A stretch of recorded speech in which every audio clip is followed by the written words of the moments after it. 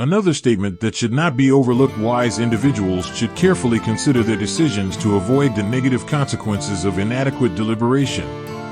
And now, here's the past story of the demon conqueror. You are invited to listen.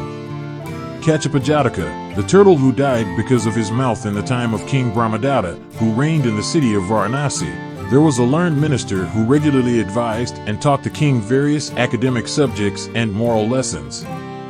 Although King Brahmadatta followed the 10 royal virtues, he had a significant flaw: he talked excessively. In any conversation, he would dominate, leaving little opportunity for others to speak.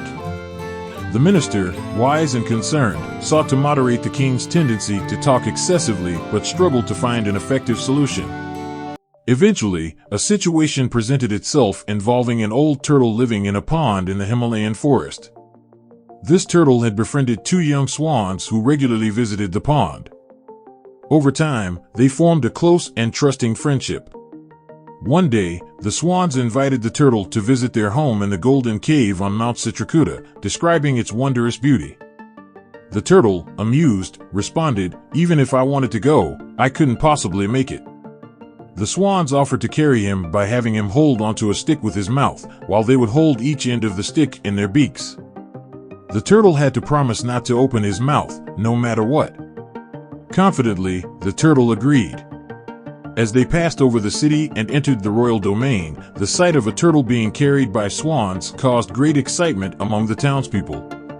Children shouted in amazement, "Look! A flying turtle! The swans are carrying a turtle! Come see!" Annoyed by the commotion and feeling indignant, the turtle thought, "Why do these children have to announce it to everyone? It's just a visit to a friend's home. What does it have to do with them?" Overcome by irritation, he yelled, "Why should I fly? What does it matter to you all?" As soon as he opened his mouth, he fell from the stick and plummeted to the ground within the royal palace. His shell shattered on impact, and he died from the fall. The 2 swans, deeply shocked, flew down to help, but it was too late. The palace residents and even King Brahmadatta rushed to see the turtle. Wondering how the turtle had fallen to his death, the king asked his minister about the incident. The minister, seizing the moment to impart a lesson, explained, "Your Majesty, the swans had the turtle hold a stick in the middle, and they held each end." Tempted to speak by what he saw and heard, the turtle opened his mouth, fell from the stick, and died. This is the consequence of excessive talking. Acknowledging the minister's counsel, King Brahmadatta realized he was being admonished to speak less. "Are you suggesting I talk too much?" he asked. With respect, the minister replied, "Your Majesty, excessive talk leads to downfall, regardless of one's status." From then on, King Brahmadatta spoke less and less, sometimes remaining silent throughout the day. This Jataka tale teaches that a fish dies by its mouth, reminding us that harmful speech can bring trouble.